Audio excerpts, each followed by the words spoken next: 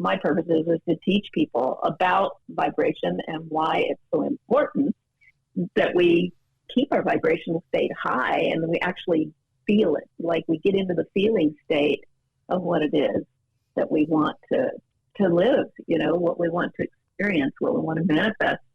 And when you start getting good at that, it just seems to, it just gets easier and easier, I think. It's an exponential practice. Debz Shakti Buller, quantum hypnotherapist and associate producer of the film Alien Abduction Answers. If you're an experiencer, I think you'll appreciate this. Hundreds of thousands of people have claimed contact. That will change you. It changed me. This was something that I kept buried for years. Ships started to pop up in the sky. And there's this bizarre disk of light.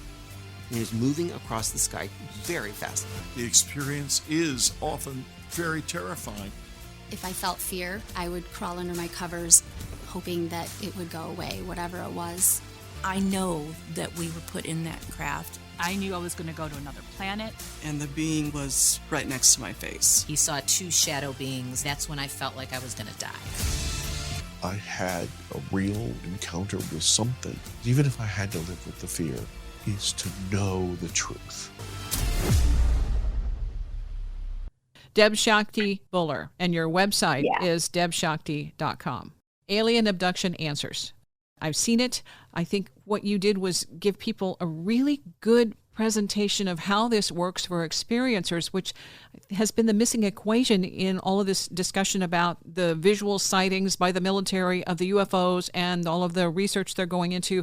They want the parts, they want the nuts and bolts, but experiencers, I think, have the key. Congratulations on making this, being the associate producer on this film, Alien Abduction Answers, with John Yost, who came out of the closet and said, okay, I got to deal with this. I really think it's a powerful film. Thank you so much, Wendy. Thank you for watching it, by the way. It's a thrill every time I hear someone that they've actually watched it. It was a labor of love. None of us took a penny for it. It came out of everyone's pocket, and it was all volunteer.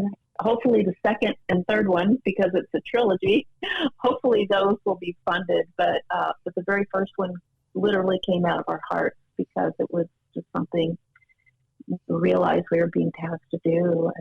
And John, I mean, it's all John. I just came along for the ride because I was around when he had the idea. So. Well, okay. So how did it start?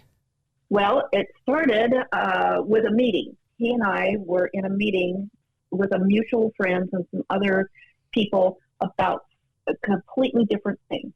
It had really nothing to do with any of this, and I had never met him before. And it was a Zoom meeting, and the whole time we were on the Zoom meeting, I just kept, it was almost like he was broadcasting. I'm very psychic, but I don't look unless I have permission. And the man was literally broadcasting to me, I guess, or just to the world. I'm suffering. I don't know what to do. And yet here's this big giant of a man who's extremely eloquent, just a brilliant person, probably Mensa level brilliant, creative, very fun, and you couldn't tell outwardly. But the meeting ended and all was well. And then immediately after, my main guides, they call themselves for me, they call themselves the star teachers, or the teachers, the beings that I channel. They don't really have a name anymore. They say they've evolved past all that, but I kept asking for one. Anyway, the teachers kept pounding in my head, you have to get in touch with him and tell him that you want to work with him, that you're going to offer him services for free, because he needs help. He's suffering. And I never resist them. I tell people I always listen to the voices in my head, and I do exactly what they say at this point, because the trust, I've learned to trust. But at this particular juncture, I'm like, no, man, this guy doesn't know me from Eve. All he had was a little meeting with me. I don't even think I have his phone number. All I have is an email address. He's a famous guy. He's not gonna, he's a big wig in the film industry. He's gonna think I'm wacky. And I resisted for a couple of days, and finally it just hit me. They are really coming through strong and saying you have to get in touch with them. So I did. I sent him a nice email. Hopefully it didn't sound too wacky. And I just said, I just couldn't help myself. I just kept feeling that you needed something. I feel like you're suffering, and here's what I do for, my work. And I would like to offer you some services for free as a gift. And within, I think it was literally within minutes, he responded and said, "How did you know?" And that's how it started. We started with a conversation. It took him a while to agree to do some of the work. I'm sure he thought I was wacky because this isn't his world. He wasn't a person who was in the ET contact community or anything. He was raised Catholic, deeply spiritual, but he was just an everyday guy and very prolific businessman, and he didn't have time for this stuff, and I don't think he believed in most of it. And yet, he needed to talk to somebody about something that happened to him when he was a little kid that he just couldn't quite figure out, and that's how we started working. And we started working really simple things, just talking and gaining trust, and eventually doing a couple of little mini quantum hypnosis sessions about, happy times in his childhood or something, so he could relive that and get a little bit more of a foothold. And then one day he called, and this is after probably a year and a half, and he said, "Debz, I think I'm ready to do the big one," which is what he called, the big session where we would actually go and look at this thing that he was so terrified of. And I said, "Oh, great, let's get you on the books. I'll send you a Zoom link, blah, blah, blah," because it was right in the middle of the first throes of the pandemic. Couldn't even travel back then. And he said, we talked about it a little bit, and he said, "No, I'm a filmmaker. I want it to be cinematic. We're going to have to film it. I want to film it." He said he wanted to do the big one. I wanted to do it on Zoom. He said, "No, I'm being told by my guides." By that time, he was listening to his guides that he was learning to recognize, that he was supposed to film the session so that others could be helped. Because by then he realized there's more than just him, going through this. Okay, let me interrupt real quick. Yeah, go ahead. Because that's what questions, that's what people are wondering about, that I've seen, comments and stuff. So this isn't him acting. This isn't a reenactment. This is him going through it. That is live, raw, unedited, other than, we just clipped pieces out of it, because it was a 6.5-hour session, believe it or not. I usually don't go that long. Wow. But there was so much coming through. And we had to pare that down to a 92-minute film with a bunch of other people's experiences in it too, so, right. But everything you see in that film of his session, that was the raw session. That was it. Nothing has been changed. It was not acted, shocking as some of it can be. But what you see in the film is just a taste of what happened. And that's why we want to do these other two films, because there's way more to this.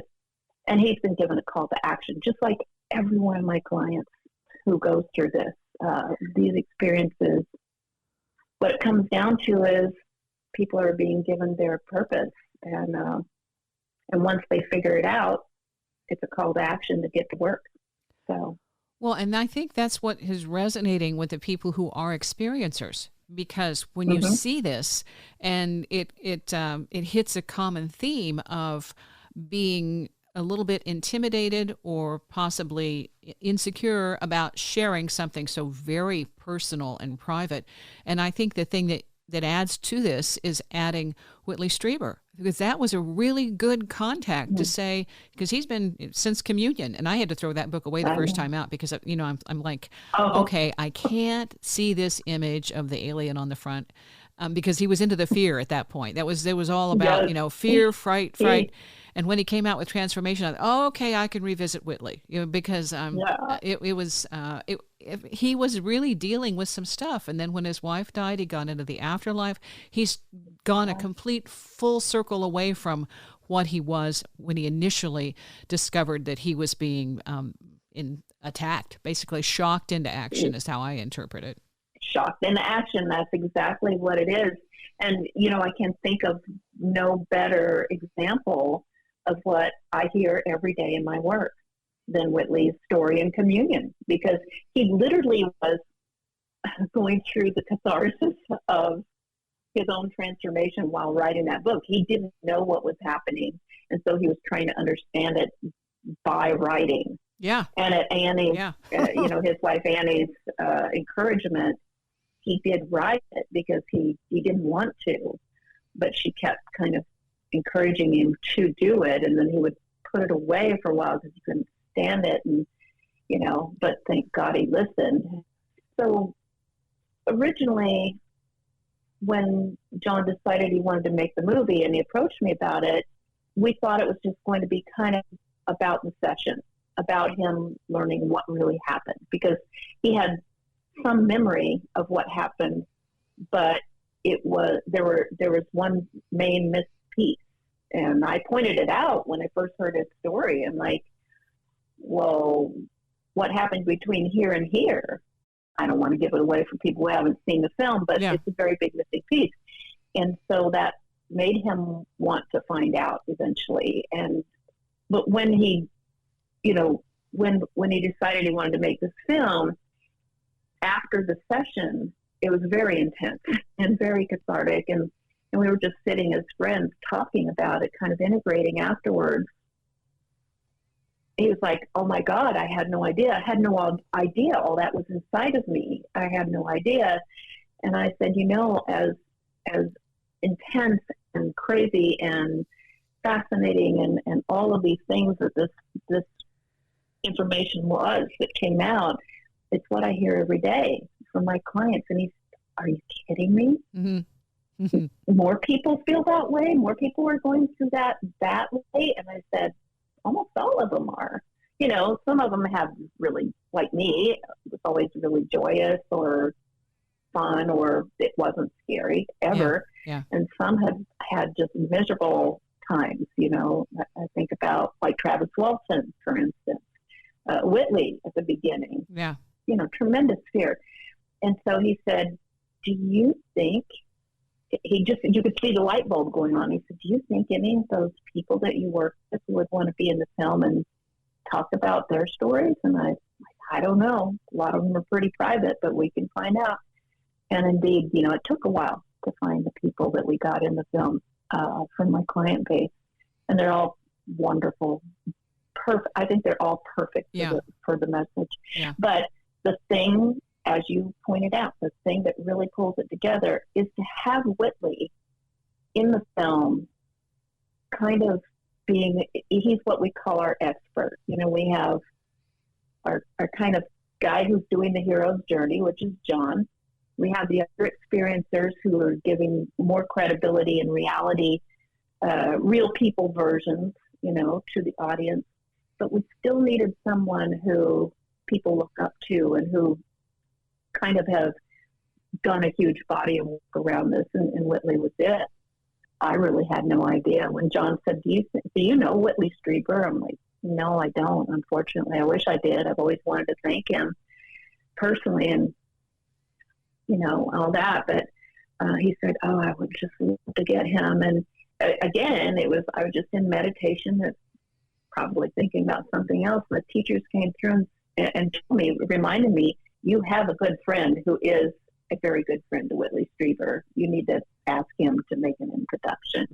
And that's how we did it. And Whitley, like me, was resistant at first because he's very careful with his life and his privacy and his security. And he kind of put John through the ringer when he first met him. But I think he adores John now, and we adore him. He was wonderful to work with. He's still wonderful to work with and to be a friend to. And so, yeah, we're very grateful. Well, as the authority figure and somebody who's been dealing with it for decades, he gives that layer of knowledge. This is how it worked for me, and you can read my books if you don't know that. The other thing here is that you have an endorsement from Jacques Vallée, who's also decades of research of every single angle of this, from the paranormal to the fairies to the maybe this is an ultra dimensional. We don't know what it is. We know we're being contacted. We know these people have experiences, but what he says is it's uniquely brilliant. That's huge. Oh, yes. We're so grateful for our beta watchers, our reviewers. Jacques, I bow down at Jacques' feet. He's just the end all and be all. He's the godfather of this movement, right? Of our contact community. Mainly because he is, above all, a very pragmatic, scientific person who leaves no stone unturned. He doesn't let his feelings get in the way of his research. He never has. And so he brings so much credibility to whatever he gets involved in. We were so grateful. And, we had some other great reviewers. Nick Pope used to work for the Ministry of Defense in the UK. We have Ralph Blumenthal, who's huge in the news right now. Yeah. These people came forward. Grant Cameron, they came forward gushing about this movie. And so we knew when we were making it that it was really going to be amazing and something unique. But we start getting people like that talking about it in those terms. We know that the guidance was absolutely spot on, and we're so glad. I'm so glad John listened to his guidance, and I'm so glad that I listened to mine, and I'm so glad I quit this thing. So, well, it's a lot of work, and it's also exposure to. Not everybody is going to buy into this because they haven't experienced it, and not only that, there's the bias that says these things don't really happen. People are imagining them, and they're doing it for the fame. If they're coming out as like, well, they just want attention. And some of this stuff is absolutely psychologically debilitating, damaging, and it's psychotherapy for decades. If you can't figure it out and you don't get somebody who wants to help you and just says, here, take this pill, you'll be fine. Yeah, I know. It's really something. Again, I hear that a lot. Often, and I don't only deal with, experiencers or alien abduction people. I work with people from all walks of life in my work, but it seems to have funneled down and concentrated on that subject the last few years, probably because the experience is happening more openly to people as a species as we start to evolve. Our vibrational state, you and I were talking about raising vibration earlier, our vibrational state collectively is starting to rise with the vibrational state of the planet, and thus then we're able to perceive greater vistas of creation.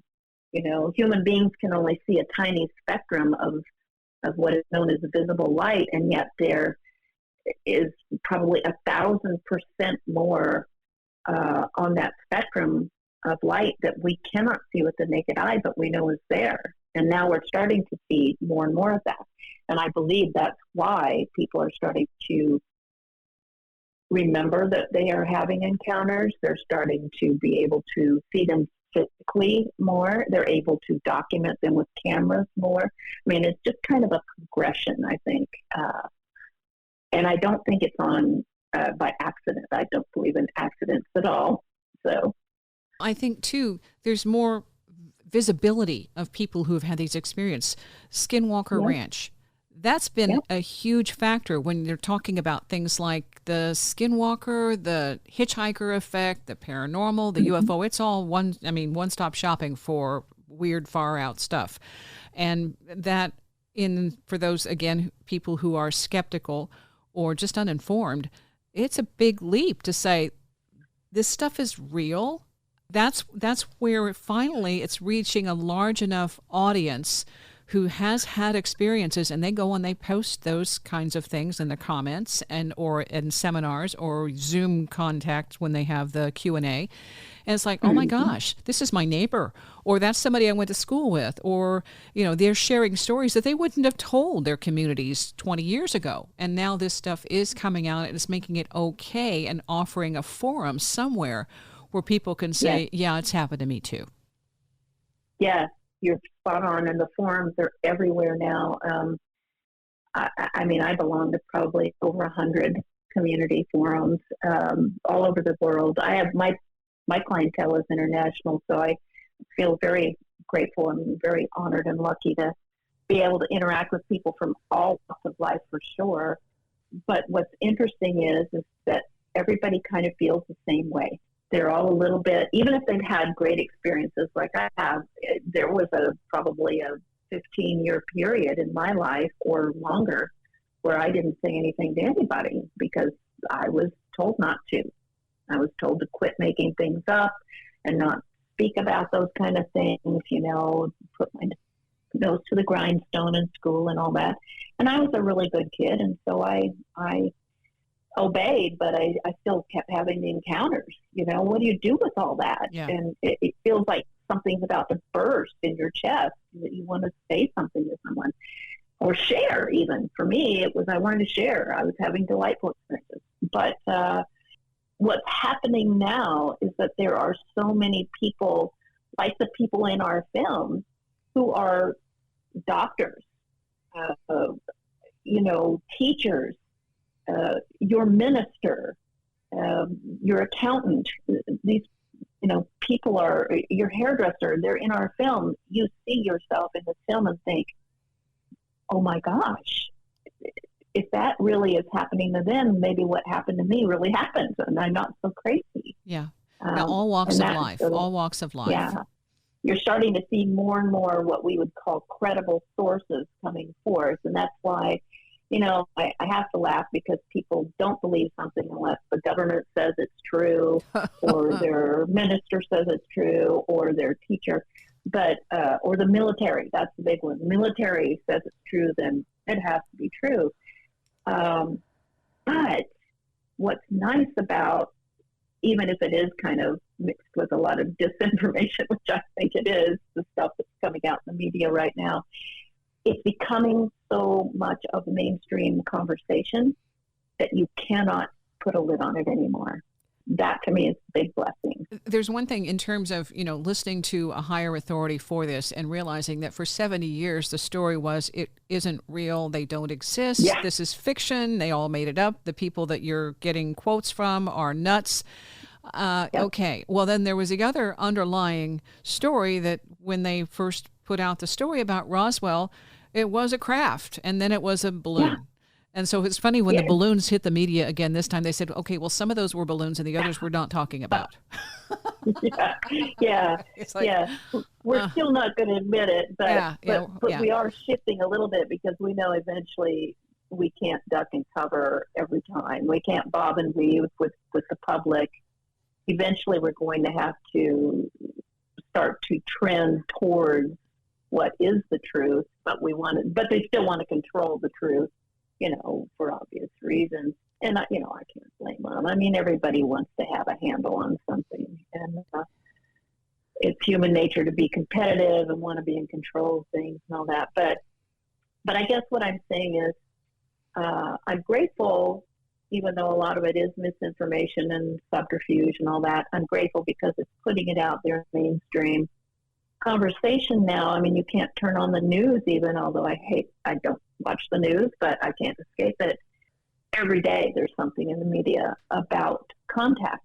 But where we're going with our work, where I'm going with my work, and thankfully John, that's what he wants to do with the subsequent films and other things that he's working on, is we want to get people to understand that we're not just talking about extraterrestrial beings, aliens, whatever you want to call them.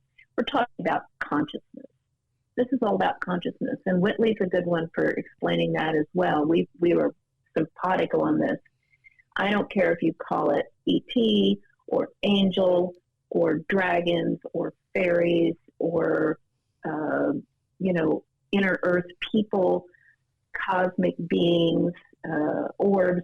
It's all consciousness, and I believe it's all us in different forms, because no one exists except for you and all the reflections of you and then the infinite hologram of life.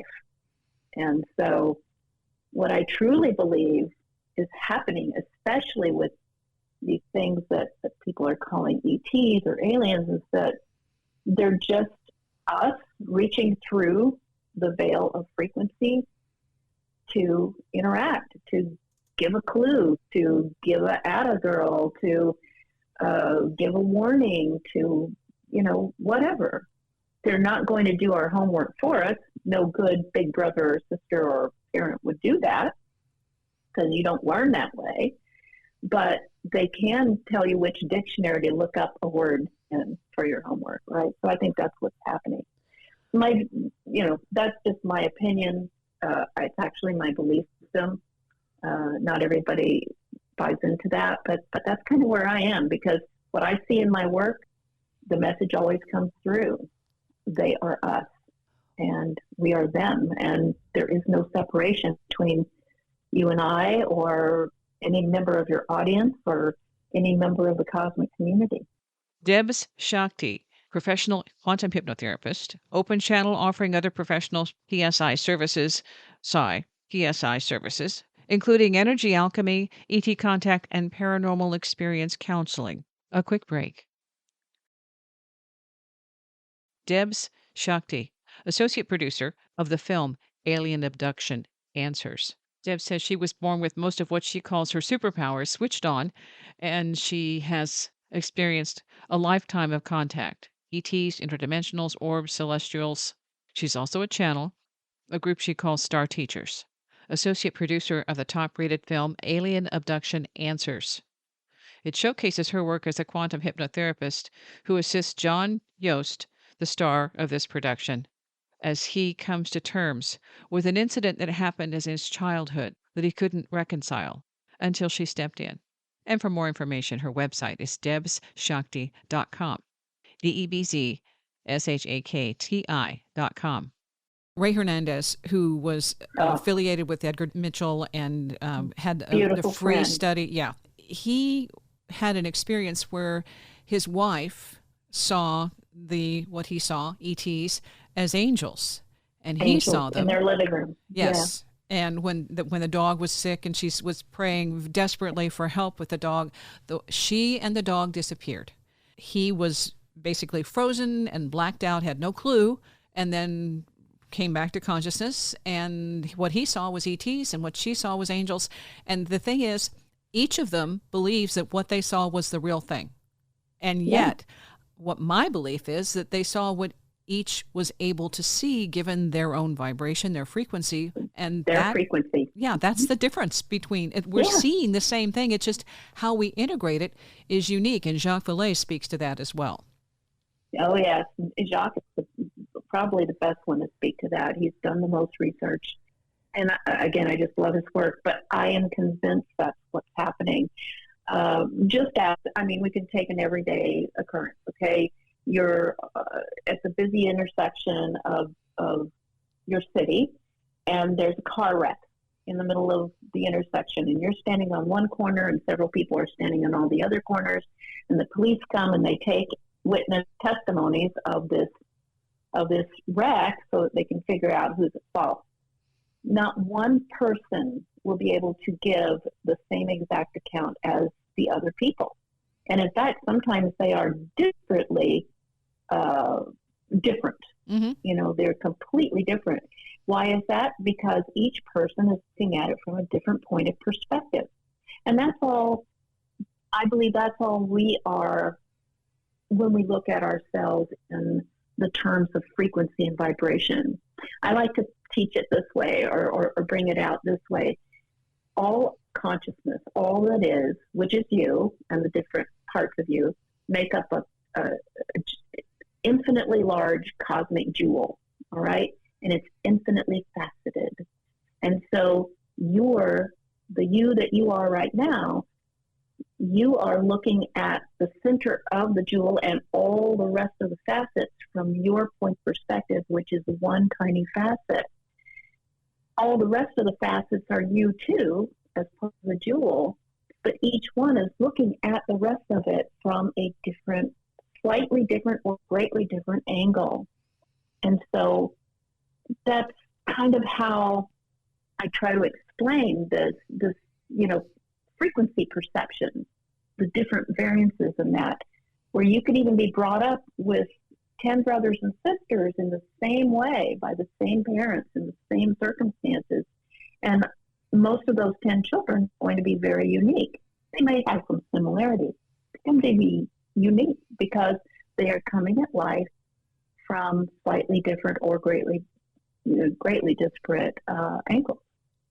That's, I believe, what these beings are other versions of ourselves are trying to communicate to us. Is you need to learn how to appreciate the whole, the oneness, and you need to learn how to integrate and work together, or you just can't move forward to the next level where we are, Yeah. And where we enjoy a greater variety and a higher level of being, where it's not so tied to duality and low vibrational states and competition and things like that.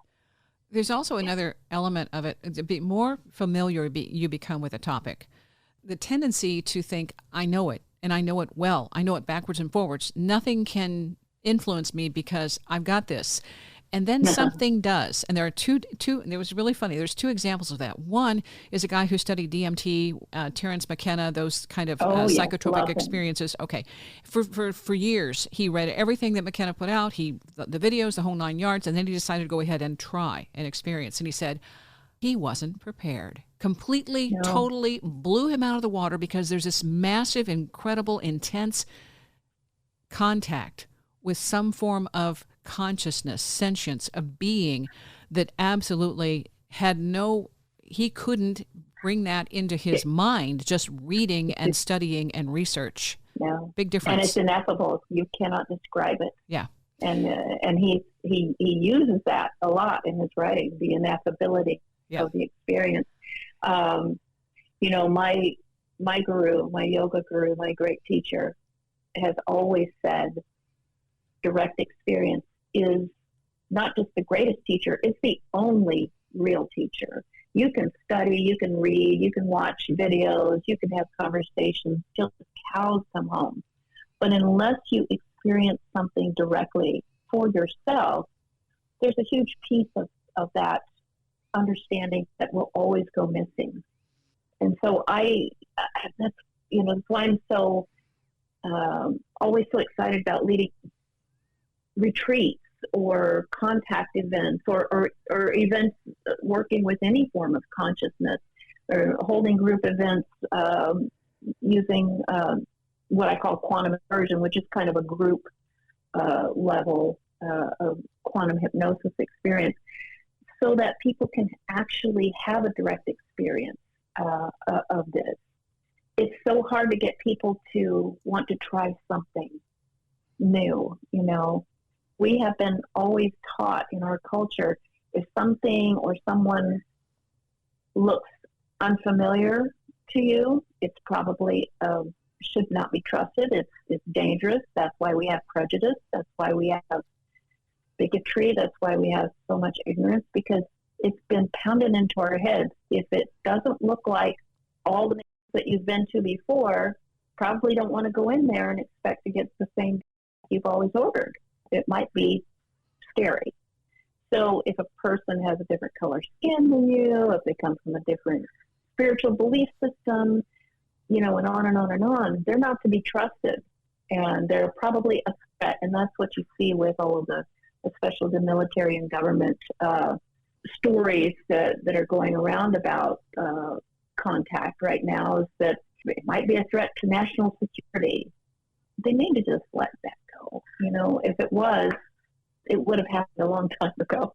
They couldn't care less about taking over our world for something. They're so evolved past that. But again, that's just my take on things. But the whole threat, the fear-based current that whatever information slowly leaks in quotes out from these organizations, it always rides on the current of fear, because that's the way the powers that want to stay in power have controlled humanity over the eons, is through fear.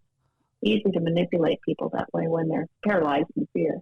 Well, they can always get more money if they weaponize it. Okay, so that has to do with also the agenda of why it would be fear-based, is to get people to collectively buy into the, it's going to hurt us, and how can we get money? Well, we're going to make weapons so that it can't hurt us, and where that money goes for weapons is anybody's guess, because there's never any full accountability. There's just, it's going for the military, and then, eons later you find out what really was involved and where it went.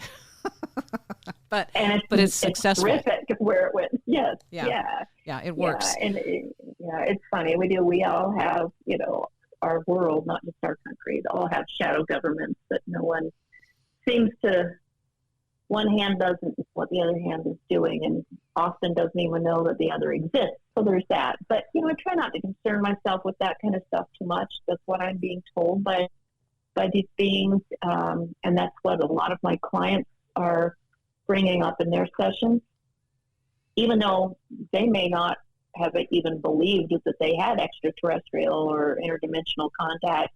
It still comes through, Yeah. And the information is so interesting because the main message is none of that really matters. Don't concern yourself so much with it. If you feel a call to fight the good fight or whatever, that's your path. That's fine. To get people to understand more about, the deep state or any of that kind of thing, that's fine. Everybody is walking their own path and their own pace. But for the most part, they just say, really, you should just start doing the work, Start learning how to get along together, start taking care of the planet and each other. And when you start doing that consistently and stop trying to blow each other up, that's when we're going to give you bigger clues. That's when we're going to give you a little bit more help with your homework. You still have to do the homework, but let's be honest, there's a difference in writing in crayon and writing on a computer. And so that's kind of where we are right now. We're moving from crayon maybe to pencil in our learning curve, but we are getting there. And I've been told we do get there. We've already accomplished it. Time doesn't really exist. Everything exists all at once, forever in the same space. And we're just, again, because of our frequency, or you might want to call it timeline or perceptive awareness, we're just seeing a piece of that whole tapestry, and we're not zoomed out enough to see that it all works eventually and comes into a nice coherence. But they have told us through many sessions that we do it, that we come together. Often they'll say we come very close to having a great cataclysm, a great catastrophe, where we all have to come together, and we have to make that choice. And they always laugh and say, we don't know why humans always think they have to come close to extinction before they come together and work, but it's been done time and time again in different civilizations. So, but they tell us we do accomplish this, and we do become a grand society of creative and purposeful beings. Eventually, we do go off-world and do lots of exploration and live in different planets. Eventually, we learn how to go interdimensional, volitionally as groups, and eventually we become what we would call ETs ourselves. So we're interdimensional for ourselves, and we already have. We're just focused on this little microscope slide, among many others. The film Alien Abduction Answers, available on Amazon, Tubi, YouTube, and the comments are helpful. And what this is, if you haven't seen it yet, film clips, news stories, officials, everybody a compilation of those, in addition to Whitley Strieber talking about his perspective and his transformation. And John Yost, who is the star, the film, the focus is on John's experience and how he blocked it until he was finally ready to deal with it years later, decades later, as an adult, finally trying to figure out what the heck was at the core that scared him. And then with Debz, she's the psychotherapist person who is dealing with this, and maybe I shouldn't say psychotherapist, the therapist, the quantum therapist, hypnotherapist, who's helping him process this. What I also wanted to go back into, with all of this, John is also having another huge health challenge. And you're saying there's 2 more films coming out. Was he sick during the filming of this first installment? If he was, I was not aware of it, and I'm pretty perceptive. He was not aware of it as far as I know. In fact, I think I was, besides his wife and his doctors, I think I was the next person he talked to when he finally started thinking something was wrong. He kept saying he thought he had an ulcer, and which would have made a lot of sense because the man works 24/7. He is a dynamo. There was a lot of pressure to get this thing filmed and to get it out there. I mean, there are 1,000 things. I had no idea. I'm not in the film industry. I had no idea what it took to get it even out to the public. So many legal deals and everything. We're still going through legal deals, trying to get it shown in other countries and so forth. But he thought he had an ulcer because, he doesn't sleep, he didn't eat right, he was just working, and kept saying, I don't know, maybe, but I don't know. You need to go get it checked. And then one day he called me and he said, I've been, but he never complained. I mean, he said something, 1 month, and then 6 weeks later, he said, I think it might be pancreas. I don't know. So you see, his guidance has been getting his own psychic abilities and intuitiveness have been honing themselves through this process. And at first I thought it was his liver. And I said, I don't care what it is. You really do need to go get it checked. And I think he was just wanting to hear that from another person because he's a very proud man. And of course, was raised to soldier through and all that. We don't go to the doctor for anything. And he went and within weeks of testing, he called and he said, I'm just going to be straight with you. I have pancreatic cancer. I don't know what to do with it. I'm going to sit with it. And, if you get anything about it, let me know. And that's how this new journey has begun. And he has never stopped working. He's a huge family man, loves his wife and his sons and daughters and their grandchildren. He's just been a wonderful person always and a wonderful friend to so many. He just keeps going, and he has chosen, at least for now, he has chosen an all-natural and holistic and energetic course of action.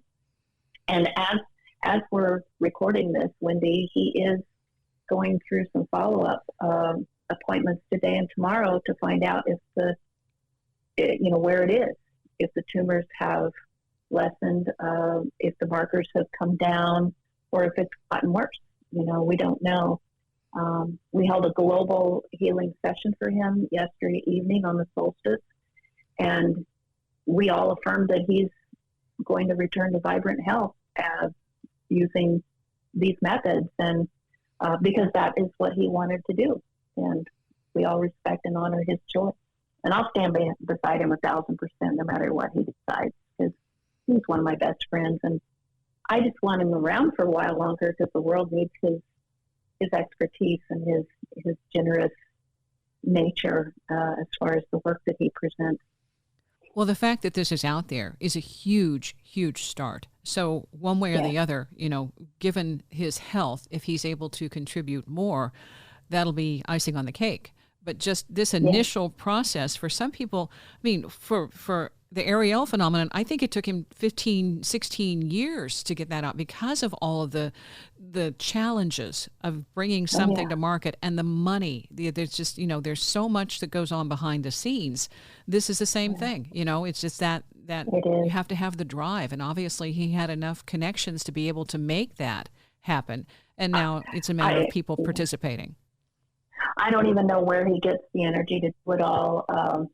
He literally didn't have very many connections for this. Up till this point, all of his filmmaking and video documentation and all that stuff was more for the public sector, like commercials and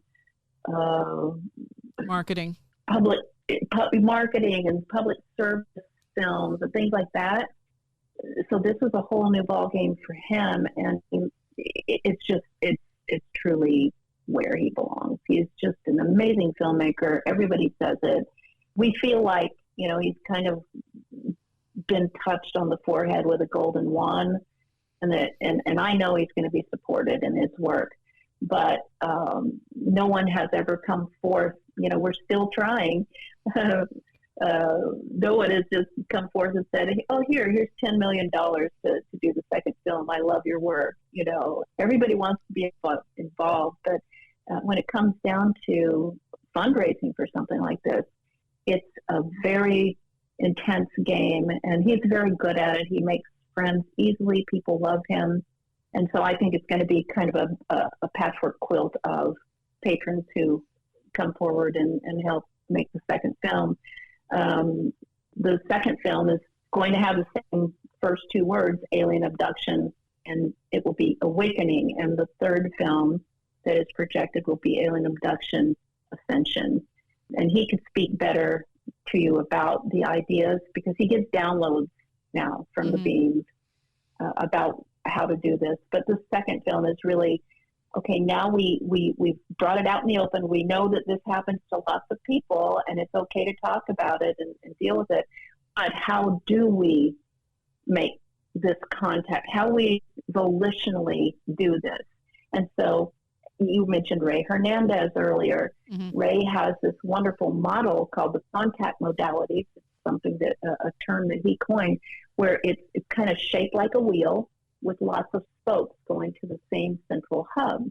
And each spoke is a different contact modality. One is, CE5, Close Encounters of the Fifth Kind, human-initiated contact. One is using psychic ability. One is using remote viewing. One is using automatic writing and prayer and all of these different things. So the second film is going to be based around exploring how are the different ways that humanity has found that work to make good contact and to actually start to interact with these forms of consciousness and do something with it. And the third film, of course, is going to be, okay, now what do we do with it? And how do we best use this information to come together and make this a beautiful new world? The work has already started, and the groundwork has been laid from experiencers back in the late 40s and 50s when this was begin to kind of hit mainstream. Applying for residency right now. Oh goodness, sorry, I don't know where that voice is coming from, but go ahead. That's okay. You want to say it again? Sorry. I think it was perfect timing.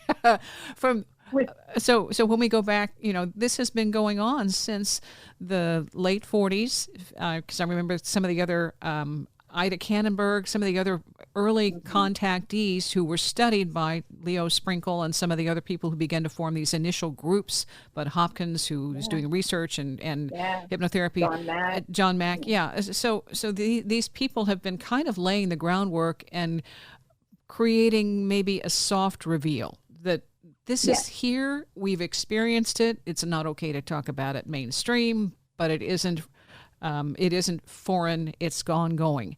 And now it's where it's becoming more sprinkled throughout the mainstream, where people are saying, I need help. And not only that, someone like you who says, I can help you, instead of being a clandestine, here, call this number, and she doesn't want anything. She does this in private, doesn't want to ruin her reputation. So that's different. That's different. Okay. That's why you don't see me in clinical practice. That's how I broke away from that, because I felt like my clients weren't getting the full spectrum of care. In the clinical setting, you have to do things in a certain way, at least back in the 70s and 80s, you had a kind of a set structure. It's still very set structure, but, I'd have been run out on a rail probably at that time. We didn't even talk about past life regression back then. No. Openly. No. Right? So can you only imagine when my clients started coming forth with past lives, future lives, alternate realities, alternate types of being, alien encounters with, the rock people. You just, it just started flooding through. And I'm like, well, this, we have to take a different tactic. So, but courageous people like John Mack, who, pretty much risked everything. Sadly, he risked everything and kind of lost in the end because of the time that he did it. But bless his soul for the things that he did. I bless him every day. He's a great figure in my mind of an ideal, a standard that I want to adhere to. Be open, be discerning, but be compassionate and take people at their face value. When they come to you and say, I saw a green creature with 8 arms and 6 googly eyes, you don't just blow them off, because, hey, they believe that it was real. And if you believe something's real, it is. Again, when we talk about quantum science, anything that you can imagine, if you had that thought form, you already created it, or it's already been created, and you've tapped into that. That's what your imagination is. It's the tuning device to these different frequencies. That's what daydreaming is. That's what dreaming is. It's all real, but there are people who try to exploit that for attention or whatever, and I can usually see right through that. But if this person comes to me and says, like John said, I saw Ultraman when I was 7 years old in my bathroom, I take it face value and we go in there and take a look at it. And come to find out it wasn't Ultraman, it was something completely different. But that's what his 7-year-old mind had him remember so that he wouldn't be so terrified. I like the analogy that that presents itself when we're talking with the child, the beginner mind, the open mind. Right now, there's something viral. It's the Corn Kid TikTok song. He tries corn, all right? And what they did was they put a song to him, his words, trying corn. If you haven't heard it, just Google the Corn Kid TikTok song. All right. No, I know it. Yeah. Okay. All right.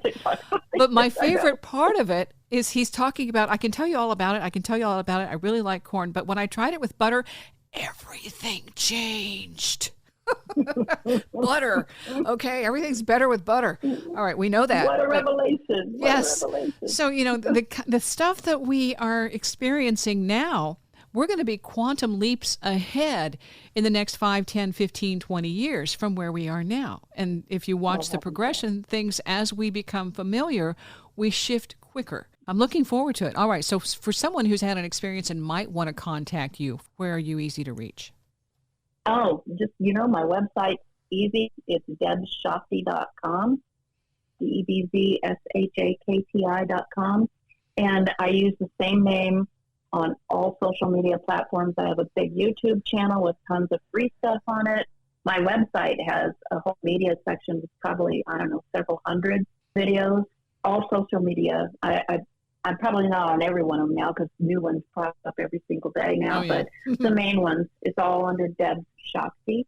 If you go to my website, my phone number's there. You can text me. You can email me. Shoot me a message.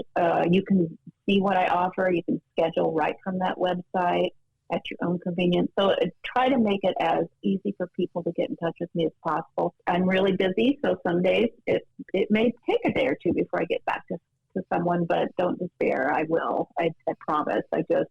I'm abundantly full at the moment with wonderful work, and I'm enjoying every single moment of it. I have the best life of anybody I know. That's all I could say. Well, I'm hoping John gets some positive results, and going forward that film number 2 and 3 are ready to go without any problems. The other thing, if you're listening and you haven't seen the films yet, Tubi TV, TUBI-TV.com. It's available there at no cost. It's on almost every streaming channel you can find, other than I don't think it's on Netflix right now, but it's on everything else. I saw it on Amazon. I rented it on Amazon. If you have Amazon, if you have Amazon, you can get it there. If you have Amazon Prime, it's free on Amazon Prime, I believe.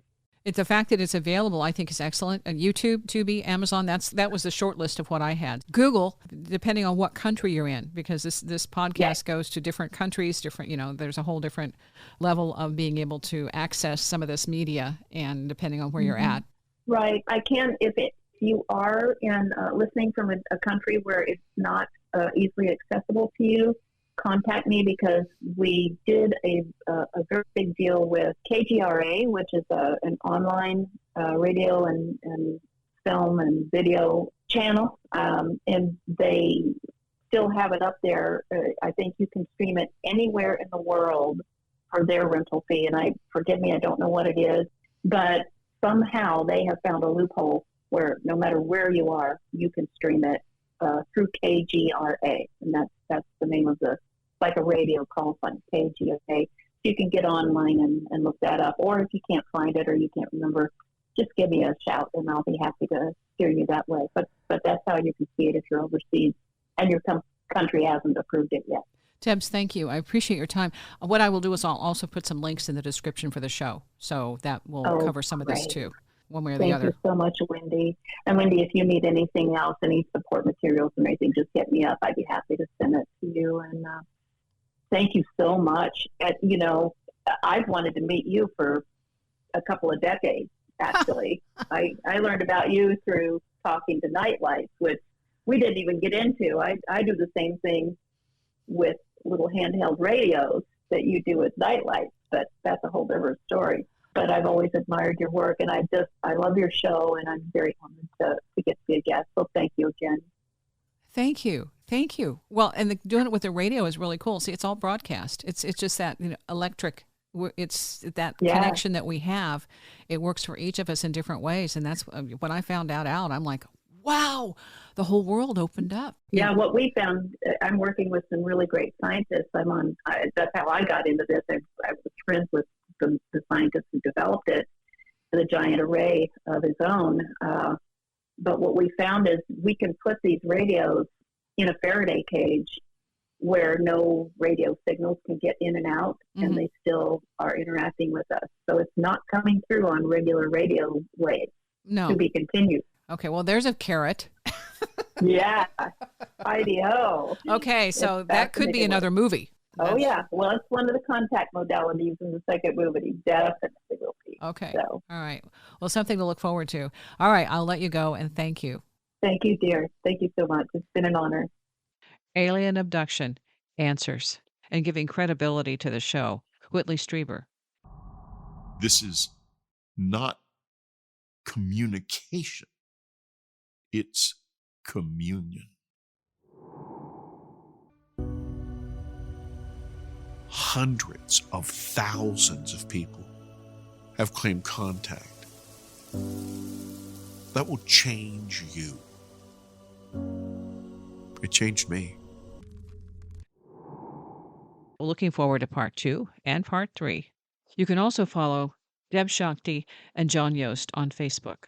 Links are in the description for the show. Thanks for listening.